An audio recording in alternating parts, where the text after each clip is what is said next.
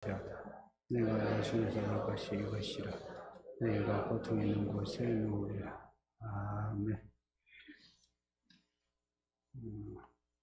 오늘 하루 잘 보내셨는지.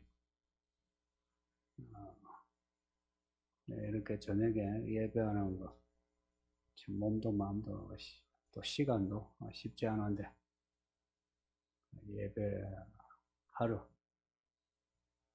여기 왔다는 거 참 큰 믿음입니다. 그 예배하는 거, 왜 예배하나? 예배 의식을 위해서가 아니고 예배해서 하나님을 만나 배우고 성경을 배우기 위한 겁니다. 배우기 위한 겁니다. 그렇게 배워 알게 되면 학자들의 혀를 가지게 된다. 학자들의 혀 하면 생각나는 이미지가 뭡니까? 똑똑하다, 지혜롭다. 그렇게 지혜로워서 뭐 하나, 돈 많이 벌어 잘 사나가 아니고 공부한 사람을 돕기 위해서입니다. 인생 피곤하게 사는 사람 많습니다. 있어서 피곤하고 없어서 피곤하고 인생 방황하는 사람이 많아요. 그들을 도우려면 학자의 혀, 지혜로운 말이 필요한 겁니다. 그냥 뭐 기도하시오, 착하게 사시오, 이런 막연한 말이 아니고 구체적으로 어떻게 해야 하나? 이걸 말하려면 학자의 혀, 똑똑한 혀가 필요하다. 그렇게 해서 사람 만난 거죠. 우리가 사람 만난다 할 때 다 갖춘 사람을 얻지 못해요. 그 사람들은 얻고자 해도 얻지 못해요. 이미 갖춰져가 부족한 게 없잖아요. 뭐가 답답해서 예수 믿겠어요. 근데 인생 답답한 사람은 예수님이 필요해요. 그래서 그 사람들을 얻을 수 있어요. 아무나 얻느냐? 아니고 학자들의 혀를 가진 똑똑한 혀입니다. 이 똑똑한 혀를 가지려면 처음부터 그렇게 똑똑해지는 게 아니고 6절에 보면 하나님이 내 귀를 여셨다고 고백하는데 귀를 깨우치다. 또 이렇게도 표현해요. 듣는 귀가 있어.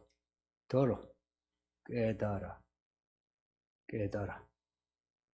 작자들의 혀가 되는 겁니다. 하나님이 내 귀를 여셔. 듣는 거 내가 듣는데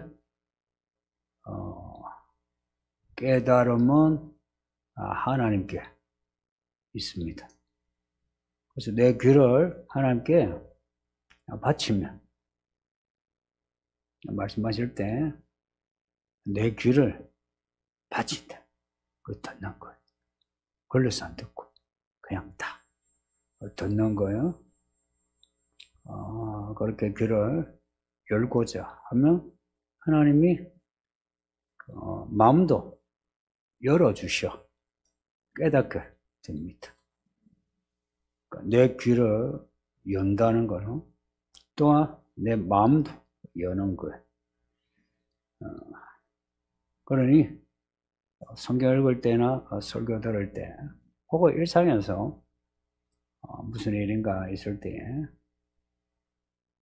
마음 짜증내고 불평하면서 아니요, 아우 짜증나, 아이 싫어, 아이, 죽겠네.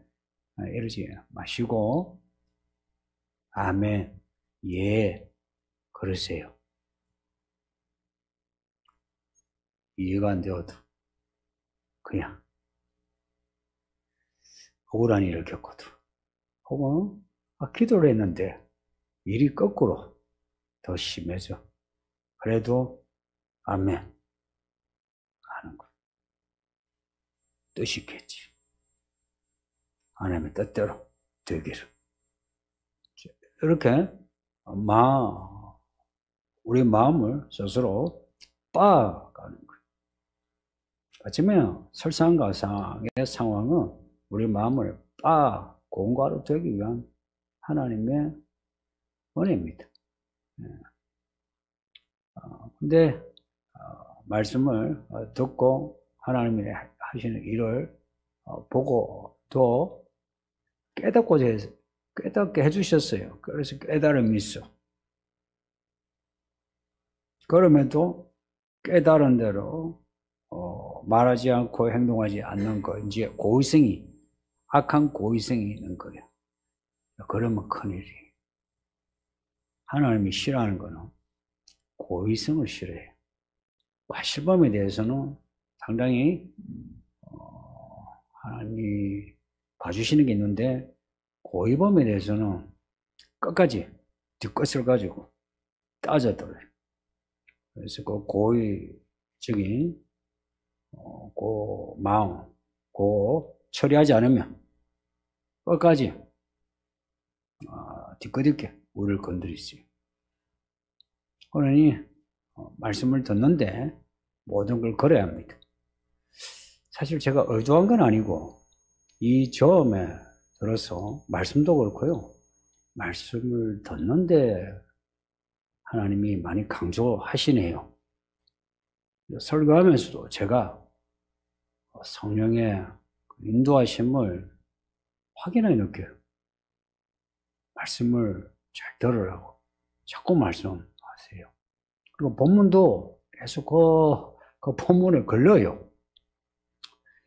말씀을 듣는데 모든 걸 걸어야 하는데 6절에 보면 때리는 자에게 몸을 맡기고 이 등을 맡기고 수염을 뽑는 자에게 턱도 내밀고 수치를 당할 수치 주면 수치를 그냥 그대로 겪는 거예요.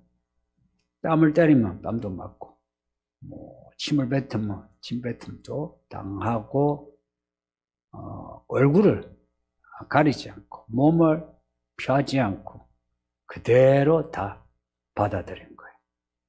마치 소낙비에 내리는데 그냥 우산 쓰지 않고 그냥 온몸으로 소낙비 맞듯이 머리부터 발끝까지 인생의 이 수치, 모욕, 고난을 받아들인 겁니다. 왜냐? 왜 그렇게 하느냐 하니까 뒤에 7절에 보면 주 여호와께서 나를 도우심으로 하나님이 나를 도우신다. 도우시는데 이 수치, 모욕, 이 고통에 이 상황에서 내가 회피하면 옛날로 돌아가요. 내가 믿음으로 왔는데 겪게 되는 이 수치, 고통. 예수님을 딱 생각하시면 돼요. 그러면 하나님이 나를 도우신다. 지금은 돕는 손길이 안 보여도 나를 도우신다. 안 보여서 그렇지. 손길은 항상 계신 거죠. 나를 도우신다. 그리고 7절 끝에 보면 내가 수치를 당하지 아니할 줄을 아노라. 지금은 수치 당하는데 결론이 뭐니? 모든 수치가 끝나고 하나님 안에서의 좋은 일이 있다. 왜 수치를 당하지 않느냐? 결산은 하나님이 하신다. 그 심판주가 나를 도우시니까 수치 당한 데서 마음 불편할 거 없다. 결산이 중요한 거죠. 그죠? 결산. 그러니까 하나님이 결산을 해주시니까 이 과정에서 이 수치의 터널, 고통의 터널, 이거 피하면은 결산이 안 좋아요. 그대로 받아들여야 하는 거예요. 사람들이 주는 수치나 욕 혹은 내 몸이 겪는 고통은 사실 별거 아닙니다. 나중에 하나님이 우리에게 직거리 있어가지고 주는 수치는 영원합니다. 그러니 하나님이 주시는 수치, 이 징계로서 수치예요. 그걸 두려워해야지. 사람들이 주는 수치, 그거, 아휴, 내가 막 자존심이 있었어. 자존심 때문에 믿음을 버린 사람이 죽지 않습니다. 또 자기 성질 때문에. 결산하시는 거 하나님, 그 하나님 앞에서 수치를 당하지 않는 요 계산을 배우셔야 돼요. 이걸 잘 배워야 합니다. 지혜란 거는 계산법이거든요. 항상 정의를 조울해가지고 나중에 상을 받는 게 지혜예요. 어리석으면 뭐냐? 정의와 관계없이 당장의 즐거움을 위해서 나중에 심판을 자초하는 게 그 어리석음이에요. 그래서 성경은 어리석음이라 말하고 있죠. 이 라라라는 히브리어인데 이거는 같이 가요. 그리고 수치는 성경에서 아주 특별한 주제입니다. 여러분 선지서를 읽다 보면 벌을 주실 때 꼭 들어간 단어가 수칠 당하리라. 어쩌면 오늘도 우리가 하나님을 믿는데도 크고 작은 수치를 당할 때에 우리가 믿음으로 인해서 겪는 수치인 경우도 있는데 또 어떤 경우는 하나님이 우리를 어떤 단위를 보시고 우리를 징계하셔 우리를 깨닫게 하기 위해서 수치를 주시는 경우도 있습니다. 그럴 때 겸손하셔야 돼요. 뭘 잘못했나? 돌이켜 회개하고 새롭게 시작해야 합니다. 이제 그런 경우 말고 믿음으로 살려고 하는데 가정에서, 직장에서, 또 교회 안에서도 믿음으로 인한 수치 당할 때에 감수해야 된다. 이거 반복해서 말씀드려요. 그러니까 예수님을 생각하면 돼요. 예수님이 옳은 길로만 가셨는데 고발당하시고 판결받으시고 고문당하시고 욕먹으시고 침뱉음 당하시고 못 박히시고 그리고 못 박힌 채로 또 조롱당하시고 그렇게 무덤 속에까지 들어가셨어요. 예수님이 그런 수치인 거 아신데도 예수님은 그대로 받아들이신 것처럼 그거 생각하면서 그렇게 해서 나를 구원하셨다. 이렇게 믿으면 양심상 우리도 믿음으로 인한 수치 겪는 거죠. 그죠? 어쩌면 교회 밖에서 보다 교회 안에서 정말 내가 믿음으로 살고자 할 때에 오해받고 욕먹는 수치 겪는 경우가 있습니다. 교회 안에서. 제가 교회 밖에 아웃사이드 있다가 인사이드 이렇게 목회하면서 보니 이 말씀이 다 교회 안에 두고 하신 말씀이지 교회 밖에 두고 하는 말씀 아니고 다른 교회가 아니고 이 교회에 두고 하시는 말씀입니다. 우리를 두고 하시는 말씀이에요. 야가 하나님이 도우시는 사람 수치 면하고 사람들이 주는 수치 면하고 그리고 모든 수치가 끝나고 하나님이 주시는 빛이 있다. 이렇게 믿는 거예요. 하나님이 도우신 사람. 그러면은 하나님 도우신 사람이 누구냐? 어떤 사람이냐 하는 거예요. 하나님이 세상을 이처럼 사랑하사 독생자를 주셨으니. 그러나 우리 모두를 위해서 예수님이 십자가 죽으셨지만 그 상황에서 도우시는 그 사람은 따로 있어요. 다 기도하고 교회 다닌다고 해서 똑같이 돕는 게 아니고 하나님이 도우신 사람이 있어요. 어떤 사람이냐? 8절에 나를 어렵다 하신 이가 가까이 계시니. 그러니까 하나님이 도우신 사람은 이 문맥에서 하나님이 어렵다고 하시는 사람이에요. 이 선지자가 이제 그런 고백을 하는 거예요. 하나님이 어렵다고 하시는 사람. 그러면 하나님이 어렵다고 하시는 사람. 여기 의라는 주제는 성경에서 아주 큰 주제라서요. 하나님이 보시기에 좋은, 하나님이 보시기에 옳은, 이게 어렵다는 거예요. 하나님이 보시기에 옳은 사람이 어떤 사람이냐?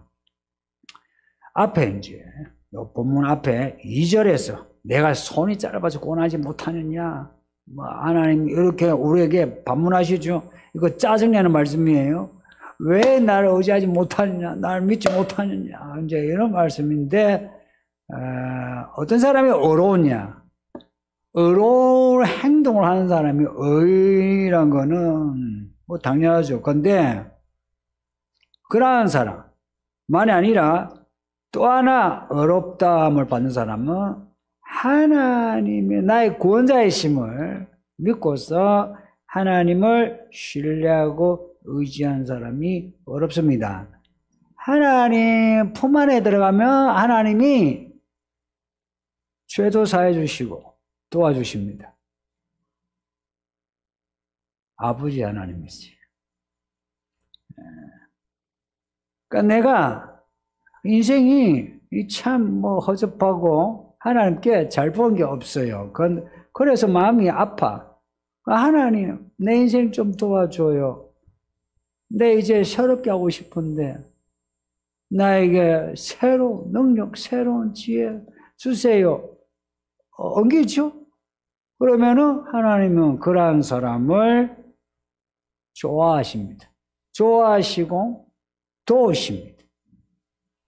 놀라운 은혜 아닙니까? 그러니 솔직히 말해서 복을 못 받는다, 천국에 못 간다 할 때 문제는 전적으로 우리에게 있지. 하나님에게 문제야 찾을 게 없어요. 내 아무리 어리석게 살았어도 지금 하나님께 엉기면 하나님이 도우신다 하는데 지금 엉기지 않는 게 그게 문제죠.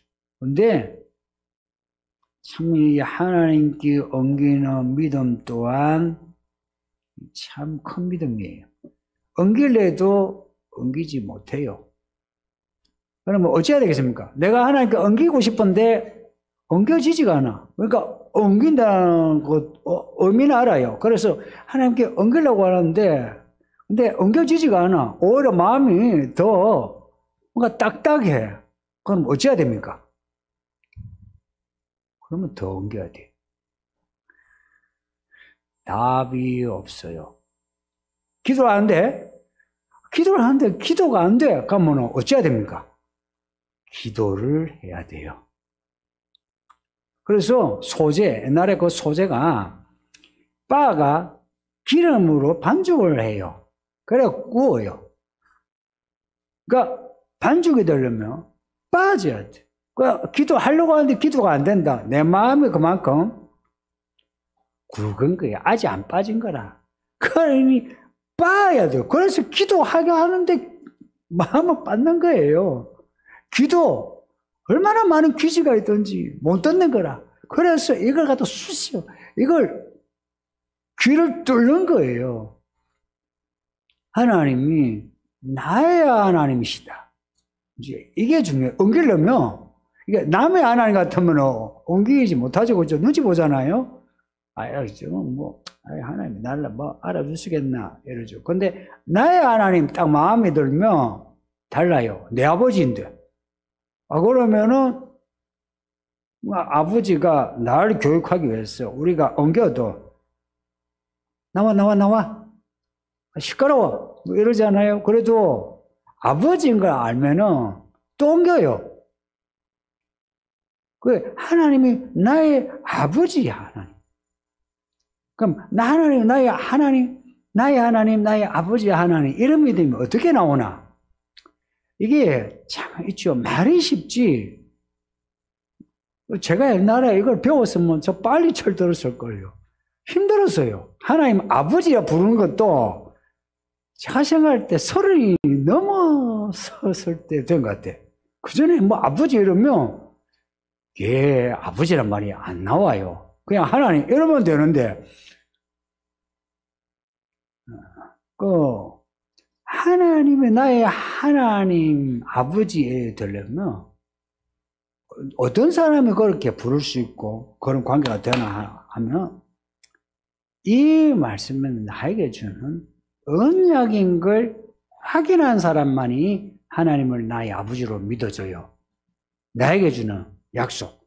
또한 내가 이 말씀을 들을 때에 나도 똑같이 하나님과 약속하는 거라. 나 하나님 믿어요. 나 하나님 말씀대로 살게요. 아주 단순해요. 하나님은 나에게 창세기에서 요한계시록까지 말씀을 해요.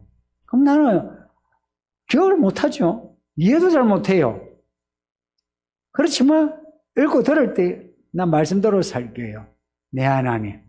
이러면은 법적으로 관계가 돼요. 희한하죠. 내 아버지가 되는 거라. 비록 사람들 보기에는 뭐 성질머리도 그대로고 뭐 말과 행동도 그대로일지라도 내가 하나님을 나의 하나님으로 이 말씀을 하나님이 주시는 말씀으로 듣고 또 들을 때 하나님이 어렵다 하시는 도우시는 사람입니다. 그때부터 그 사람의 인생은 달라져요. 이런 사람은 그렇지 않은 사람하고 달라요. 뭐 습관이나 언행은 별 차이가 안 난다 해도 그 생활이 혹은 생활 패턴이 혹은 인생의 방향이 달라져요. 이들은 아침부터 저녁까지 오늘 말씀에 아침에 귀를 열어 깨우치게 하시고 그러죠. 일어나서부터 하나님이 내 하나님인 걸 항상 고백해요. 그냥 저절로 하나님 아버지 감사합니다. 이거 정식으로 꿇 앉아가 기도를 하든 어찌하든 그건 상관없어요. 그러나 그 언어와 생각이 하나님 아버지 이게 나와요. 그냥 남편이 있고 아내가 옆에 아기가 옆에 저우고 깨고 해도 그냥 자연스럽게 하나님 아버지. 그리고는 하나님은 나에게 말씀하신 하나님이시다. 이제 이게 딱 박혀 있어요. 그러니까 아버지가 아들에게 훈계하죠. 가르쳐 주잖아요. 아니면 그 갓난 아이들 엄마, 아빠 말 가르쳐 주잖아요. 그럼 아이들은 항상 듣잖아요. 말똥말똥하면서 듣잖아요. 울면서도 듣잖아요. 똑같이 듣는 거예요. 1절에 학자들의 혀를 내게 주사 이렇게 나오는데 그 밑에 각절을 보면 가르침을 받는 자들, 제자들 나와요. 이거 학자란 말보다는 실제 그 히브리어 자체가 제자란 말입니다. 혹은 배우는 사람들이란 뜻이에요. 그러니까 배움의 혀, 제자들의 혀 이렇게 번역하는 게 훨씬 맞아요. 근데 이제 그렇게 하는 것보다 학자들의 혀 하니까 듣기가 뭔가 더 선명하게 들리죠. 근데 제자들의 혀 하면은 약간 그렇죠. 선생의 혀 하면은 뭔가 깔쌈한데. 근데 제자들의 혀가 이게 맞아요. 이 혀가 어떤 혀냐니까 하나님이 항상 말씀하시면 귀로 말씀을 하세요. 그럼 들어요. 그리고 마음으로 깨쳐요. 그 귀로 듣고 깨친 그 지식의 혀라는 이야기예요. 그리고 이 말은 동사가 되면요 더 과격해요. 동사가 되면 이게 그냥 제자들이 아니고요 훈련받다 혹은 매질하여 단련되다.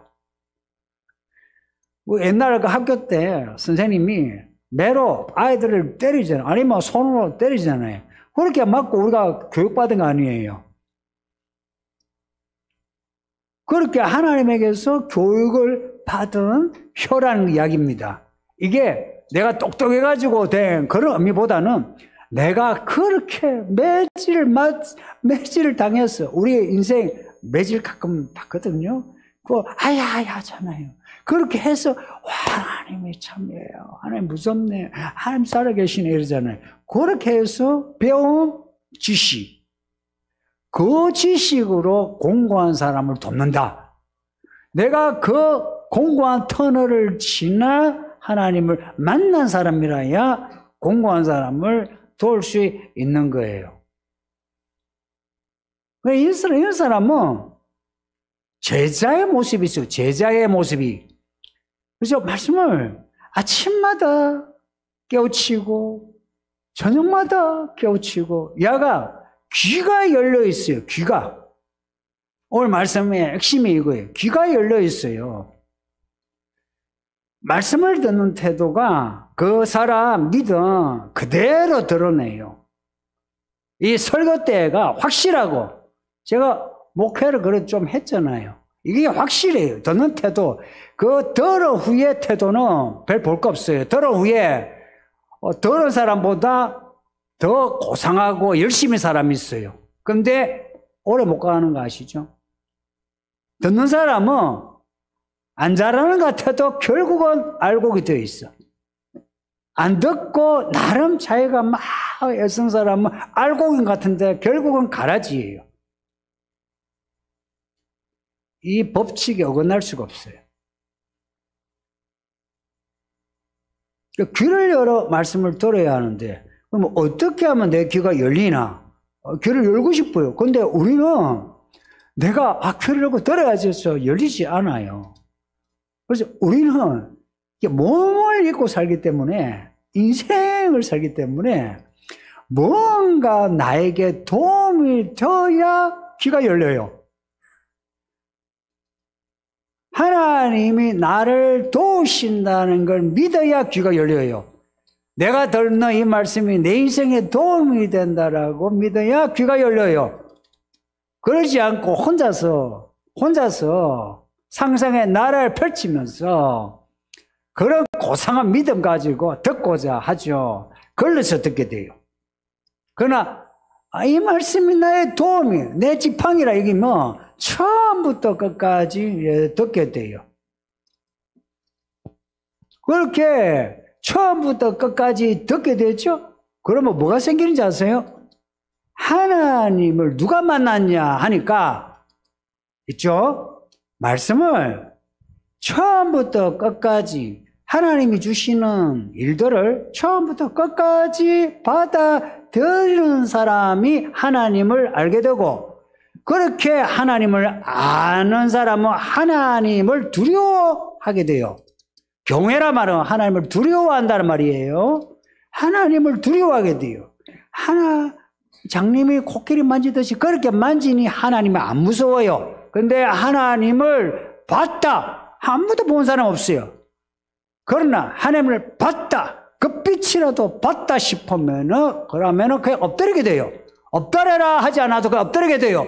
그리고 벌벌 떨게 되며 하시는 말씀을 그대로 예 하게 되지 내가 알아서 걸러 듣질 못해요. 걸러서 들으라 해도 못 들어요. 성경을 읽을 때도 설교를 들을 때도 그래요. 그럼 그 하나님이 말씀을 하시는데 그래서 우리가 두려움으로 듣는데 그 말씀하실 때에 모세에게는 직접 말씀하셨다 그래요. 그런 것처럼 하나님이 모세에게 말씀하시듯이 모세야야야 하고 하늘에서 불이 번쩍하면서 산을 태우고 밑에서는 그 산에서 하나님이 불꽃을 그리고 천둥번개 헛구름을 그걸 봤거든요. 그렇게 하시나? 아니에요. 우리가 예배한다고 모였는데 여기는 헛구름도 없고 천둥번개도 없고 그냥 육성, 저의 이 마이크 나오는 육성만 있어요. 10절에서 그의 종의 목소리 통해서 말씀한대요. 그의 종의 목소리를 통해서 말씀한대요. 선지자들의 말씀을 전하고 사도들이 전하고 목사인 제가 말씀을 전하는 전하는데 모든 걸 걷는 거예요. 거는 거예요. 네, 이거는요. 그 사도가 선지자가 흠이 때도 그건 상관없어요. 저 사람에게 험이 있어도 하나님이 그 사람에게 말씀을 넣어주면 그 말씀은 들어야 되는 거예요. 이거는 변함없는 원칙이에요. 왜 하나님의 말씀을 들어야 하나? 10절 중간에 보면 흑암 중에 행하여 빛이 없는 사람이라도 하나님의 이름을 의뢰하며 하나님을 의지해야 한다는 겁니다. 이 말씀이 이제 도움이 된다. 도움이 어떻게 도움이 되나? 어떻게 도움이 되냐니까 흑암 중에 빛이 없어서 인생 막 방황하잖아요. 열심히 살아. 돈을 벌어놨어. 자식은 낳았어. 키웠어. 집은 샀어. 차도 있어. 뭐 직장도 자리도 괜찮아. 근데 인생 뭔가 막연한 거 있죠. 뭘 하지? 그래서 내가 인생 뭘로 결산하지? 막연해요. 모두가 이런 막연함을 가지고 있어요. 그래서 인생의 허무감을 가지고 있어요. 그러한 사람들, 하나님이 빛이 되어 주신다는 겁니다. 빛이 되어 주신다. 누구에게? 하나님의 이름을 의뢰하며 하나님을 의지한 사람에게 하나님이 빛이 되어 주신다. 이 말씀을 들음으로 하나님의 말씀의 빛을 받아 그 빛을 가진 사람이 공고한 인생을 돕는다 이야기입니다. 뭐 똑똑해가지고 성경 구절 가지고 돕는 게 아니고 하나님이 주시는 허감 중에 빛을 받아서. 그래서 이런 사람은 말씀을 어떤 상황에서든지 들을 기회가 되어 있어요. 아무리 바빠도, 상황이 아무리 안 좋아도 희한하게 말씀을 듣는 귀가 열려 있어요. 그런 길을 가지셔야 돼요. 상황이 설상가상으로 정말 뭐 오도 가도 못하고 뭐 답답한 상황일지라도 말씀을 들을 귀가 열려 있는 거예요. 그러면 하나님이 그 상황에서 함께 하시고 빛으로 귀를 열어주신다. 그래서 그 상황에서 사람들에게 수치당하는 걸 무서워하는 게 아니고 하나님의 나를 어떻게 보시나 이걸 무서워하면서 하나님 말씀을 듣는데 모든 걸 거는 겁니다. 11절에 이제 반전이에요. 보라, 불을 피우고 횃불을 둘러띈 자여. 이 구절은 번역이 아주 어려운데 직역을 하면 보라, 불을 피우는 사람들아, 불화살을 입고 있는 모든 사람들아 하는 겁니다. 이 불이 무슨 불이냐? 무슨 불이냐면 하나님이 주신 불이냐?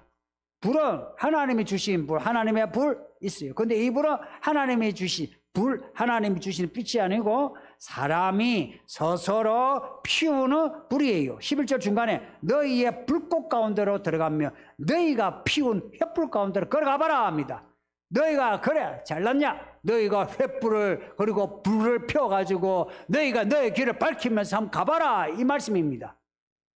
하나님이 주시는 이 말씀으로 빛을 받아 가는 게 아니고 내가 가지 횃불 가지고 내가 불을 펴가지고 이 불꽃으로 내가 가는 거예요. 이 불의 옷을 입었다는 뜻입니다. 횃불을 둘러띤 할 때 이거는 옷을 입었다는 고단을 쓰고 있어요. 했어. 그래 네가 한번 가봐라. 그래 너 인생 잘 되나 보자 하는 겁니다. 이 불꽃은 사사기에 나오는 자기 소견대로 살아가는 그 소견의 불꽃입니다. 이 불꽃으로 들어가면 자멸해요. 이 불꽃은 꺼져버려요. 하나님이 주시는 말씀은 허감 중에 빛으로 앞에 11절 그 앞부분에 횃불 가운데로 걸어가는 겁니다. 너희 불꽃 가운데 들어가면 너희가 피운 횃불 가운데로 걸어가라는데 이거는 자기가 피운 그러나 하나님이 주신 불로 하며 허감을 밝히면서 가는 겁니다. 말로는 하나님을 믿는다고 하지만 실제로는 자기 지혜로 살아간 사람이 많죠. 기도는 기도대로 하고 자기 식대로 살아가죠. 자기 식대로 키워주죠. 직장, 자기 식대로 직장 생활을 하죠. 대부분이 그래요. 여러분 대부분이. 왜 그렇게 하냐? 나름은 변명거리가 있어요. 마귀가 예수님을 시험할 때에 성경 구절 가지고 시험했어요. 마귀가 성경을 알아요. 구절 가지고 예수님을 시험했다니까. 그러니 바깥에 사람 놔두고 안에 여러분의 믿음이 어떻게 삐뚤어진지 아세요? 성경 구절 가지고 삐뚤어져요. 나름 성경 딱 자기가 붙잡고 있는 구절이 있어. 가지고 그걸로 자기가 시험에 드는 거라. 그런 사람의 특징, 아침 저녁으로 말씀을 듣고 옮기는 게 아니고 자기가 듣고 싶을 때 듣는 거예요. 받아들이고 싶은 거 받아들인 거라. 그래서 이런 사람들은 항상 자기 불꽃이 펴져 있어요.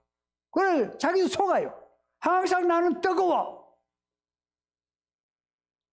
여러분은 무엇으로 뜨겁나요? 하나님의 불꽃으로 뜨겁나요? 여러분의 불꽃으로 뜨겁나요? 저는 목사로서 제 이 목회 비전, 목회 철학 이런 걸로 뜨거워질까봐 그런 거 없어요, 아예. 별로 여러분에게 비전 제시한 것도 없고 그냥 하나님이 주시는 대로 간다. 무식하고 단순하고 더디 가도 안전하게 가자 하는 겁니다. 우리가 구원받으려면 혹은 누군가를 도우려면 사람 없는 사람이 되려면 귀가 열려 있어야 합니다. 제자들의 귀를 가진 사람이 제자들의 혀 가지죠. 우리는 평생 예수님의 제자 됩시다. 교회 안에서 서성되려고 하지 맙시다. 예수님의 제자로서 늘 읽고 듣고 배우는 거예요. 성경도 그렇고 생활도 그렇고 이 세계에 대해서도 그렇고 계속 듣고 배우고. 오늘날 이 교회가 왜 이렇게 무력해졌나? 교회 건물이 없습니까? 교회가 하늘이 없습니까? 돈이 없습니까? 사람이 없습니까? 지식이 없습니까? 뭐 교회 시설이 부족합니까? 뭐가 없습니까? 하나님을 아는 사람이 없어요. 이사야 1장에서 내게로 오라 변론하자 그러셨어요. 그 사람들이 누구냐면 성전에 와가지고 제사하는. 그래서 예수님 하나님 하신 말씀이 야 비린내 난다 그래요. 이제 그만 제사해라 그래요. 오늘날 이 교회를 향해서 하시는 말씀 같지 않나요? 우리 보고 하시는 말씀 같지 않나요? 그런 말씀을 듣는 데에서 또 절대 절망 가지면 안 돼요. 이런 거예요. 이 빌어먹을 이 비린내 나는 야 예배당 마당만 밟고 가냐 오지 마라 하면 여기에 가인 같은 사람은 이제 안 가요. 가나 보자 이러죠. 아벨 같은 사람은 어찌 하겠어요? 털썩 엎드려가지고 잘못했습니다. 어찌해야 됩니까? 잘못했습니다. 다시 할게요. 이러는 거죠. 지금은 현대인들이 못 돼가지고 하나님이 뭐라 하면 삐져가지고 돌아서 가요. 그래서 목사들도 성도들 눈치 보잖아요. 그러니 교회가 하나님의 교회가 아니고 우리들 교회가 되었어요. 성도님들, 우리 모두 예수님의 사람, 예수님의 교회 되어서 이렇게 기왕 교회 다니는 거 헛되지 않고 살아서 복, 죽어서 복 있는, 그리고 그 복 중에도 사람 없는 그런 복 있는 성도 됩시다. 그 일이 말씀 잘 읽고 듣는 여기에 관건이 있다. 다 같이 기도하겠습니다. 합심해서 기도합시다. 아버지 하나님 감사합니다. 이 밤에 우리를 부르셔 예배하게 하시니 감사합니다. 평생 하나님 앞에 나와 말씀